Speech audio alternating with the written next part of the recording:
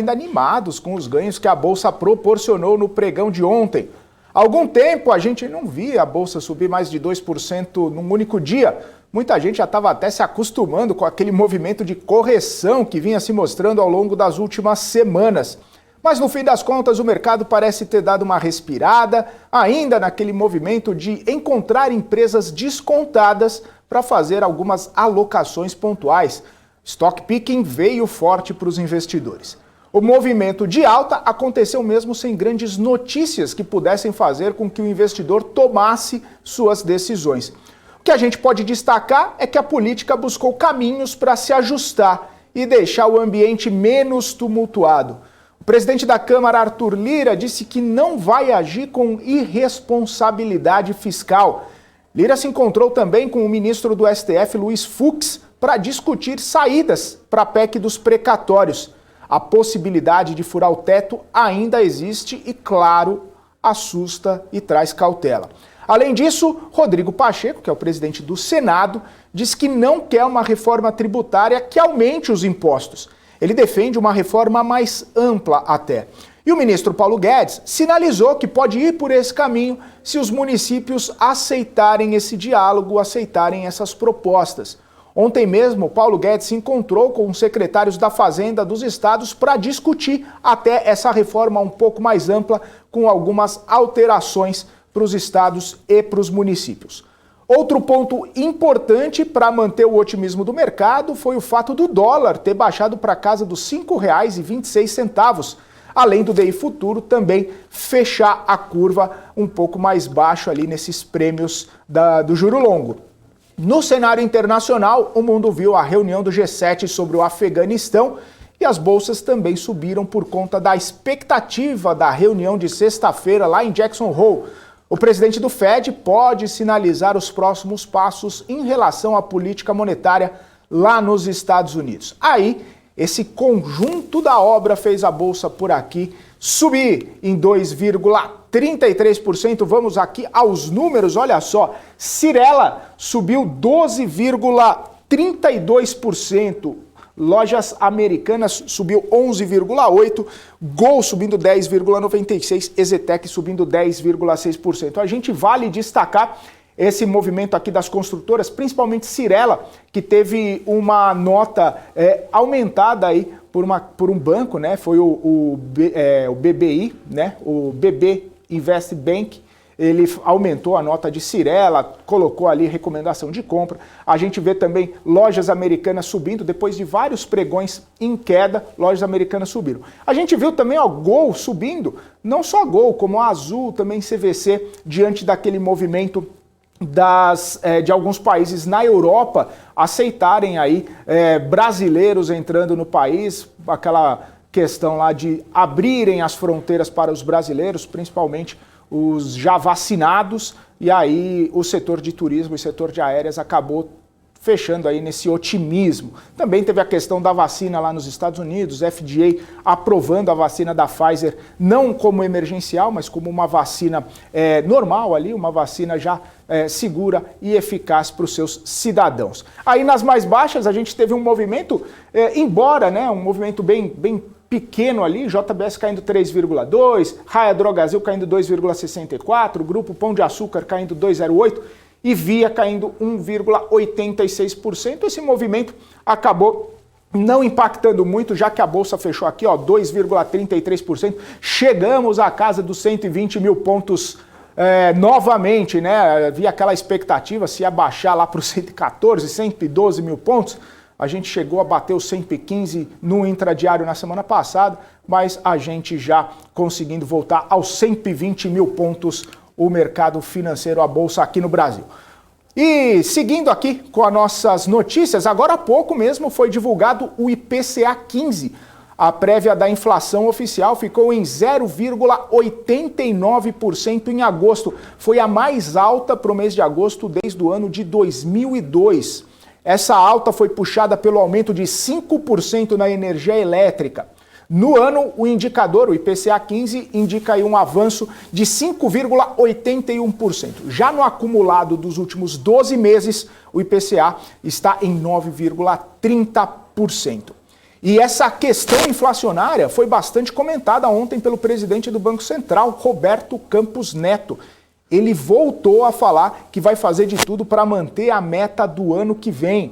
Além disso, disse que essa surpresa da inflação foi justamente a eletricidade, que a gente viu aí impactar bastante no IPCA 15. A crise hídrica tem trazido sérias consequências para a bandeira tarifária e custo de produção das empresas. E logo mais, ao meio-dia, seguindo aqui na nossa agenda, meio-dia e meia, né, tem os dados da arrecadação federal para o mês de julho.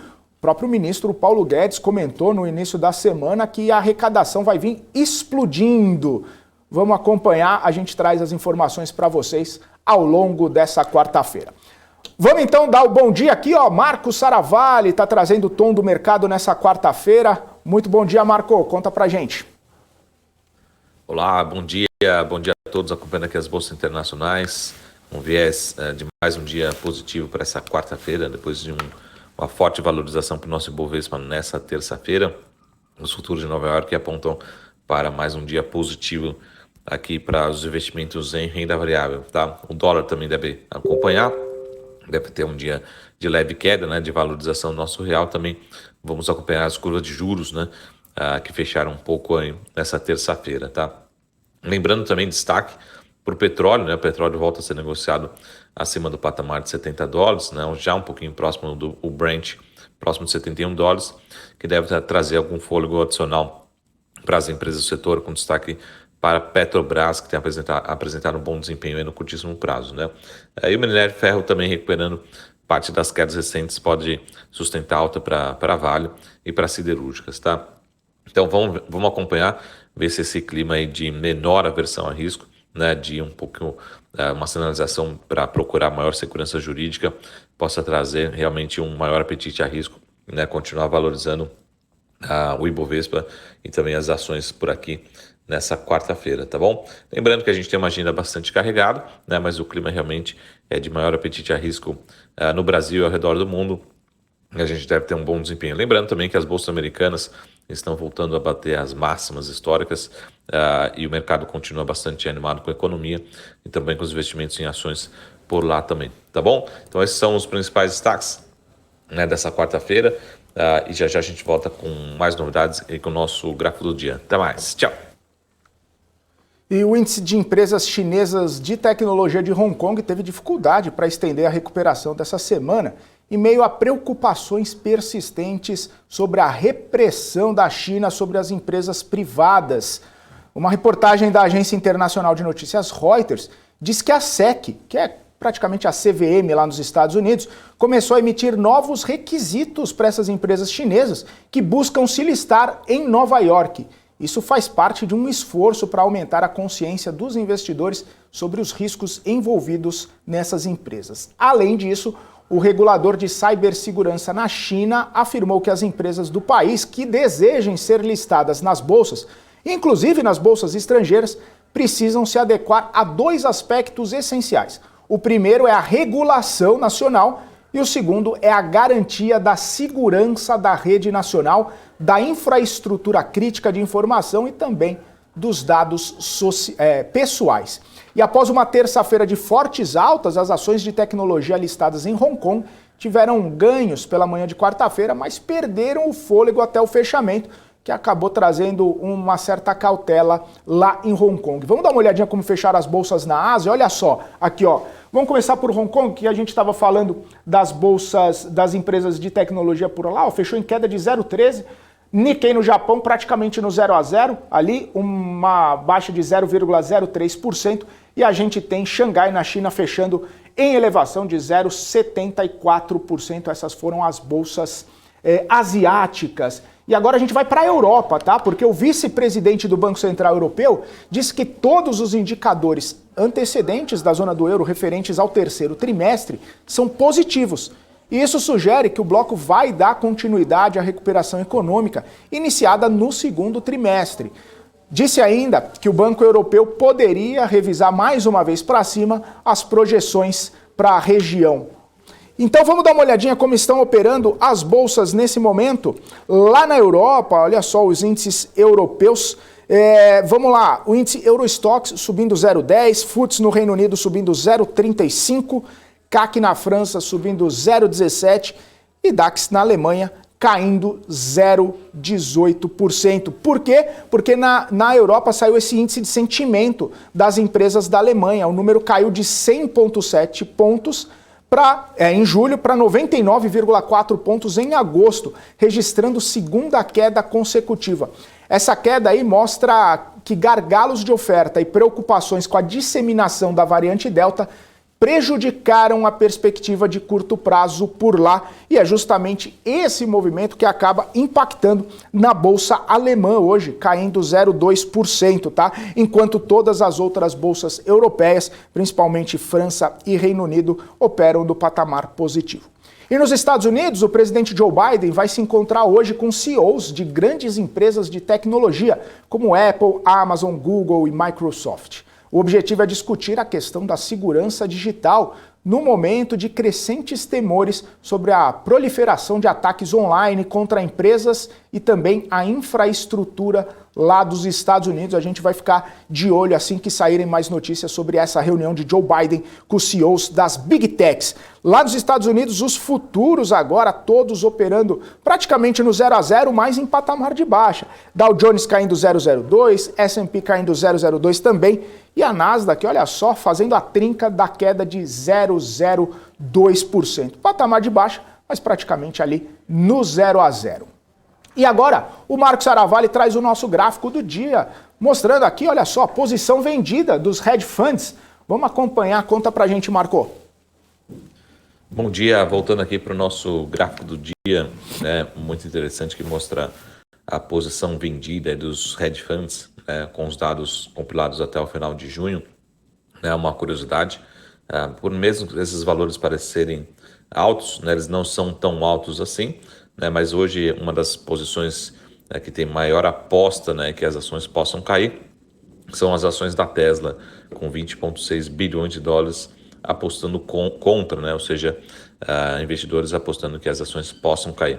Depois a gente vem na sequência o próprio S&P, né, e algumas outras ações como Moderna, Netflix, Aeon, Comcast, Home Depot, IBM, Oracle e o banco JP Morgan, tá? Mas o que mais chama atenção, né, no ano passado, 2020, comentou, né, o mercado financeiro mundial soltou vários comentários sobre Tesla em 2020, né, e nesse ano aí é que a gente vendo realmente o mercado perdendo um pouco das expectativas, né, em relação ao desempenho das ações da Tesla, e alguns investidores apostando contra, acreditando que está caro, que as ações estão caras, o que poderia até cair mais, tá bom?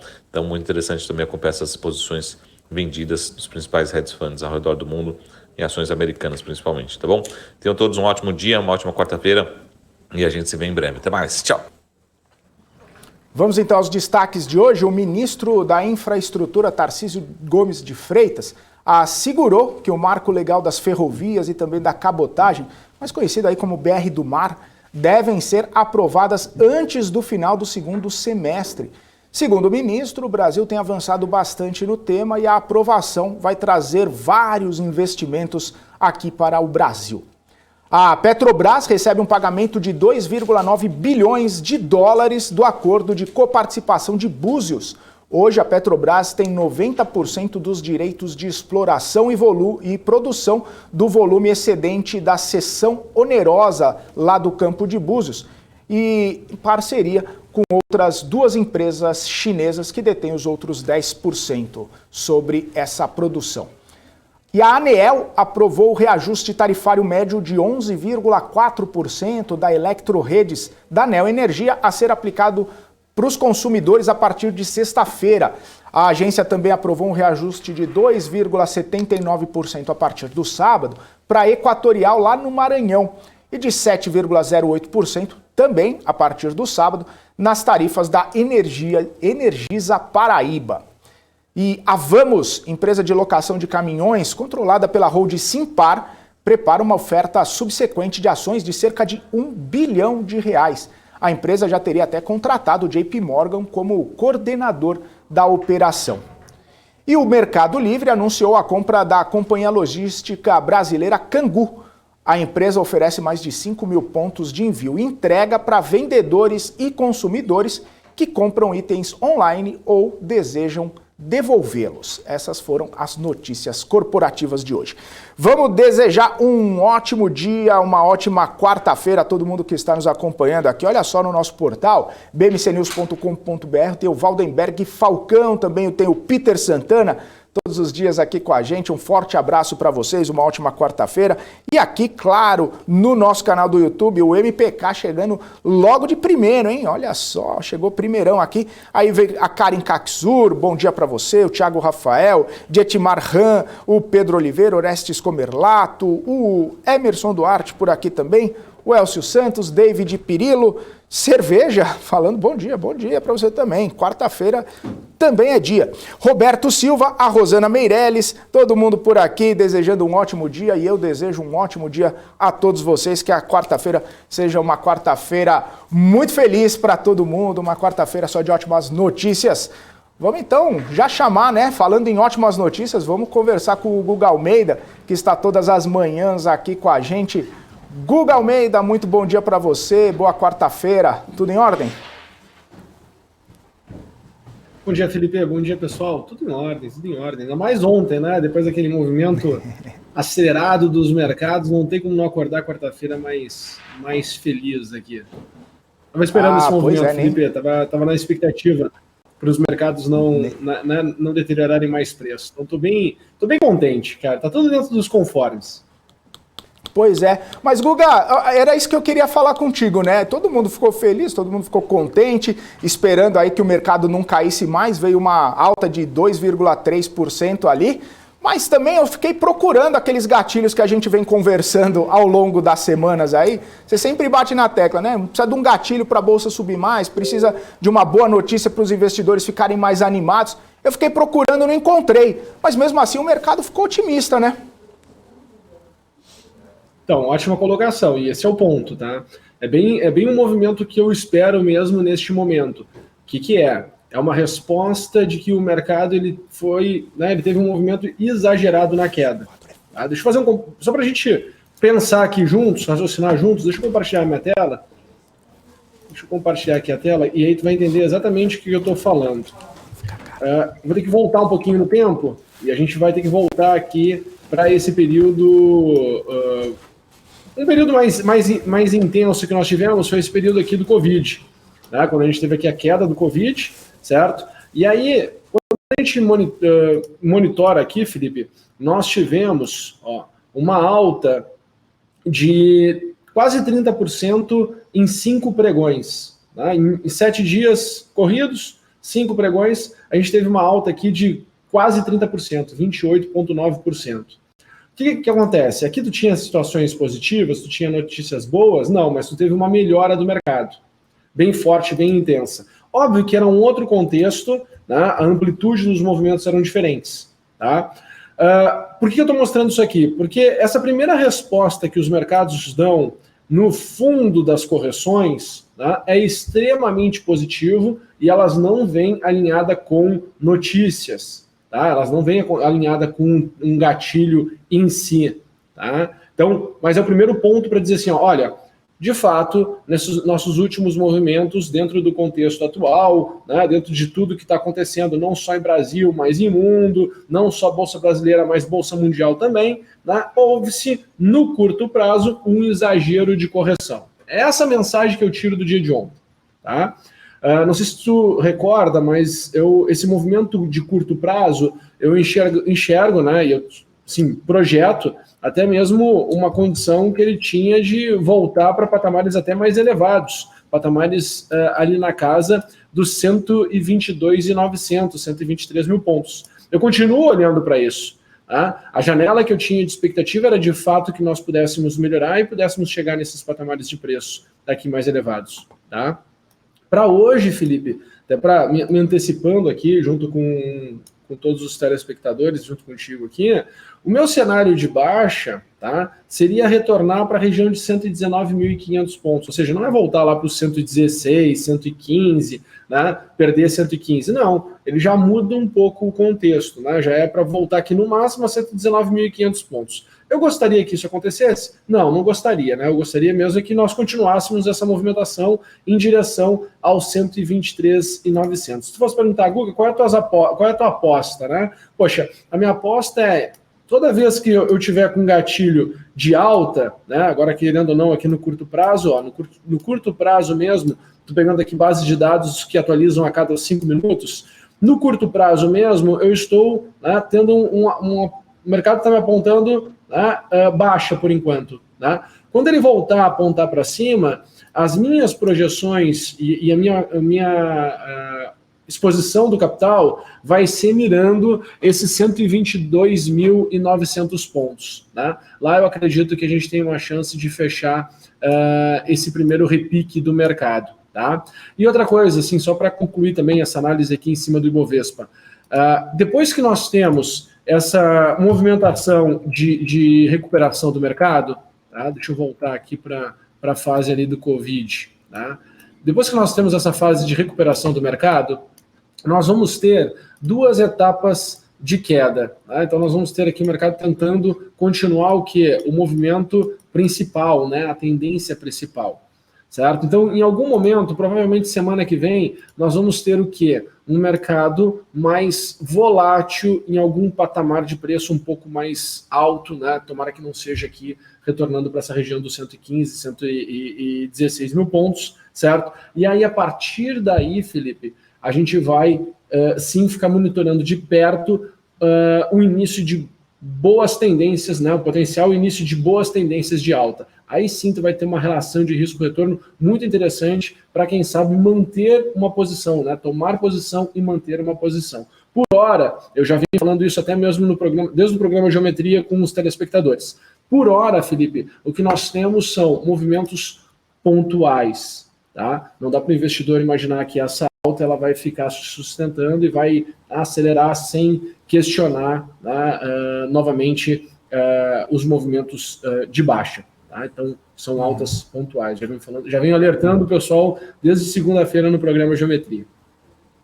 Sim, claro, com certeza. Ô Guga, outra coisa que eu queria repercutir contigo é a questão do IPCA 15, divulgado hoje, né? Agora cedo foi divulgado o IPCA 15 aí, e com uma aceleração também, né? Um dos maiores níveis desde 2002, agora para o mês de agosto, principalmente impactado pela energia elétrica, né? Isso é uma questão que está no radar, muitas pessoas têm falado aí essa questão da inflação e vai seguir impactando, né? Vai seguir impactando no mercado, vai seguir impactando, de repente, até em alguma decisão da política monetária lá do Banco Central. Como é que está essa questão aí? Como que o investidor ele absorve toda essa pressão inflacionária aí, de olho na Bolsa, de olho nos mercados?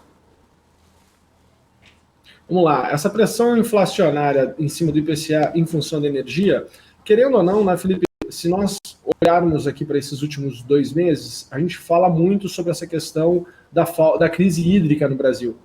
Então não é uma surpresa para o mercado esse movimento inflacionário em cima da energia elétrica. Eu acho que o ponto seria em cima de, né, se o problema tivesse destravado em cima de algum outro tema mais forte. Tá? Inflação é um problema? Querendo ou não, o Banco Central brasileiro está tomando decisões e está tomando medidas? Sim, tanto que na última reunião, na última decisão, né, aquele fluxo que vinha de elevação de 0,75 foi para 1, certo? Ou seja, está sendo feito o trabalho em paralelo. Provavelmente nós estamos chegando, tá, na região, no tempo, tá, onde as primeiras tomadas, as primeiras decisões do Banco Central vão começar a surgir efeito. Geralmente demora 6 meses para que a gente comece a sentir na economia real o impacto, né, da elevação dos juros. Se nós olharmos que as elevações de juros, se eu não me engano, começou em fevereiro, né, agora estou puxando o calendário da cabeça, então a chance de de eu errar, né, pode ser grande. Então, até o pessoal pode me corrigir aí no chat, não tem problema nenhum. Né? Mas, se eu não me engano, foi em fevereiro. Então, se nós formos pensar, né, 6 meses, março, abril, maio, junho, julho, agosto, né, seria por agora a gente tem que começar a encontrar, né, o impacto pela elevação de juros impactando na economia real. Agora que a gente tem que começar a cobrar de fato, né, uma resposta positiva de todas essas medidas do Banco Central. Tá? Então, acho que esse é o ponto, né? Como se estivesse se estreitando, né, a janelinha, e a gente agora precisa ter resultado. Não, acho que não foi fevereiro, Felipe, foi março, abril, né? Desculpa, eu acho que, só para corrigir, eu acho que foi março, abril. Então, a gente está chegando nesse período. Então, é extremamente importante, agora sim, a partir de agora, eu começo assim, bom, qual é a resposta que a gente está tendo, sim, da inflação frente, né, à economia? Eu acho que já passou aquele período do tipo, ok, é aceitável essa pressão inflacionária. A partir de agora eu quero ver se a resposta está sendo positiva ou não. E aí fica até aquela dúvida, na verdade, né? Como as questões, como você bem disse, né? Alguma mexida ali na taxa de juros vai fazer efeito daqui 6 meses, ou um pouquinho mais, ou um pouquinho menos ali na média. De repente, até o Roberto Campos Neto estava falando que vai fazer de tudo para perseguir a meta do ano que vem. A meta do ano que vem só se for das 6 meses, a gente está praticamente no mês 9 aí, né? Só a partir de março do ano que vem para perseguir a meta, né? Se for mexer agora em setembro, se não, vai esperar mais no meio do ano que vem. Então, cada vez que vai mexendo, né? Cada vez que vai adiando um pouco alguma decisão, ou mais dura, ou mais leve ali, vai ficando comprometido alguns outros meses do ano que vem também, né, Guga? Então, se tiver que tomar alguma decisão, talvez tenha que ser um pouco mais rápido aí, né? O que acontece, assim, é que a gente tá olhando, a gente olha para a Bolsa, né? E quando a gente olha assim, pô, o Banco Central, ele tem que ser o mais transparente possível para que os agentes, né, na economia possam ter confiança. Porque o mercado, ele é baseado em cima de confiança. Então, o que é falado tem que ser feito. Né? O que é traçado como expectativa precisa se concretizar ou está muito próximo dessa concretização. Não é um jogo especulativo, né? O Banco Central não vai fazer um jogo especulativo. Ele tenta apaziguar, né, e tenta trazer equilíbrio. O ponto é que quando a gente está vivendo, né, essa era das redes sociais, e aí existe muito, né, as pessoas querendo vender os seus produtos, os seus serviços, acabam que geram muita distorção de narrativa, né, para que chame mais atenção. Mas a gente tem que entender também qual é a função de cada um dentro desse ecossistema mercado financeiro. Né? Então, eu acho que, poxa, a postura foi correta, né? Tem que manter essa postura mesmo, buscar a meta de fato. Né? Pô, se tu tem uma meta, tu tem que buscar a meta. Eu tenho uma meta, eu vou fugir da meta. Né? Não faz sentido nenhum. Tá? Só que, de fato, a economia responde tem um delay, né, entre tomada de decisão e uma resposta do mercado como um todo. Eu sei que a gente é muito imediatista, a gente quer uma resposta, né, na hora, mas a gente tem que entender que existe um processo e esse processo leva tempo, né? Senão a gente sofre demais. Por isso que eu estou dizendo, a partir de agora eu vou de fato, né, essa inflação, ela iria acontecer. Né? Quem já está há muito tempo no mercado já está acostumado com, ok, vai acontecer essa inflação, né, nesse movimento de retomada da economia. Agora, no momento que o Banco Central começa a tomar as suas medidas, mas demorou muito, então vai ter que tomar uma medida mais dura. Não demorou tanto. Enfim, cada um vai ter uma opinião, né?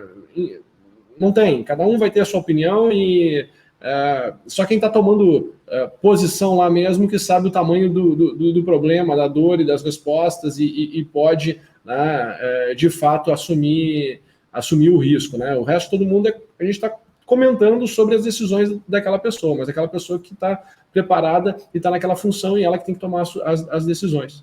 Mas o mercado e o investidor ele precisa entender que existe esse delay e durante esse delay não adianta ficar sofrendo.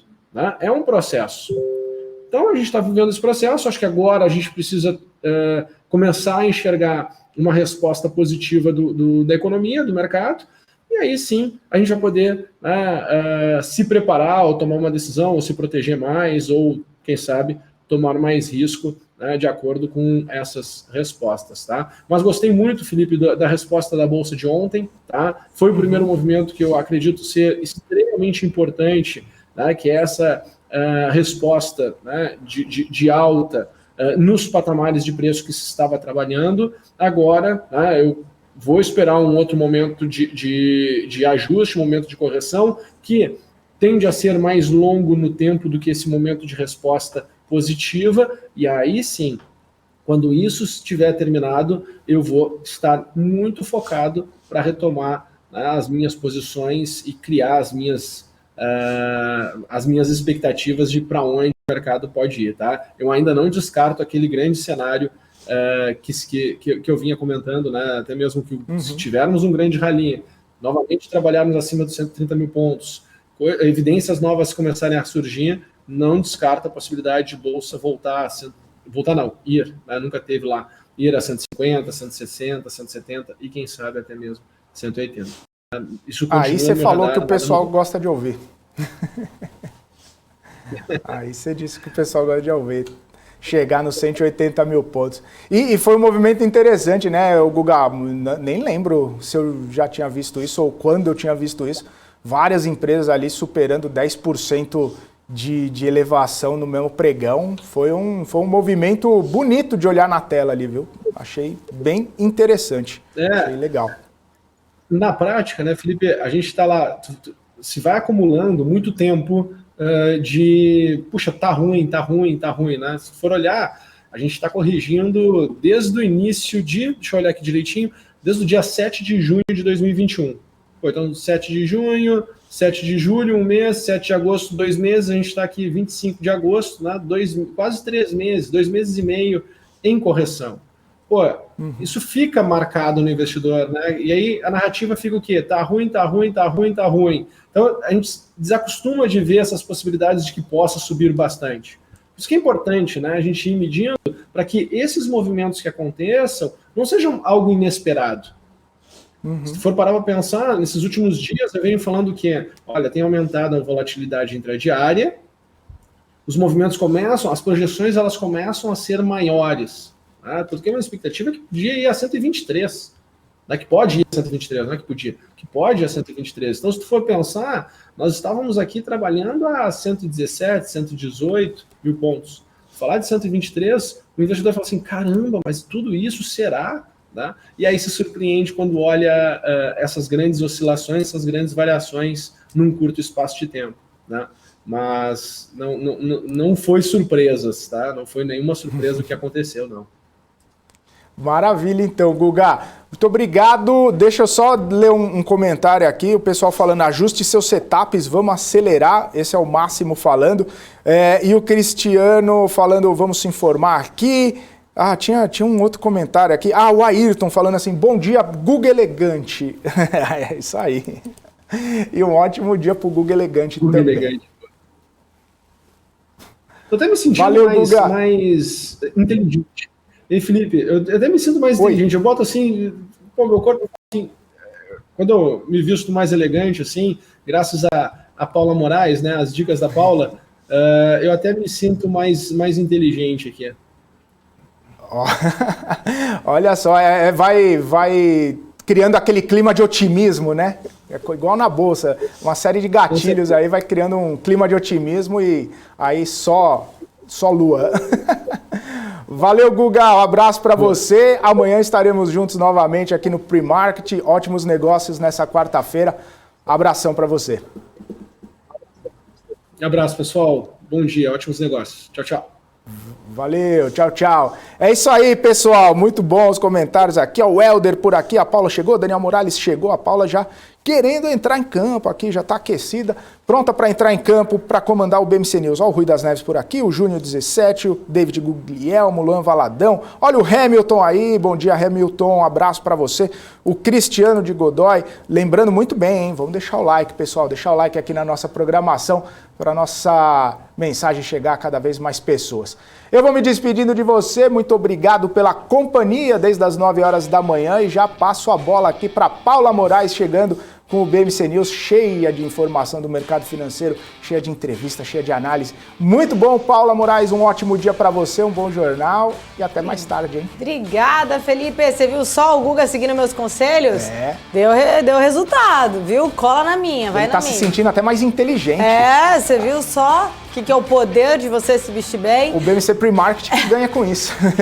É isso aí. Obrigada, Felipe. Valeu. Um beijo. Até daqui a pouquinho. Tchau, tchau.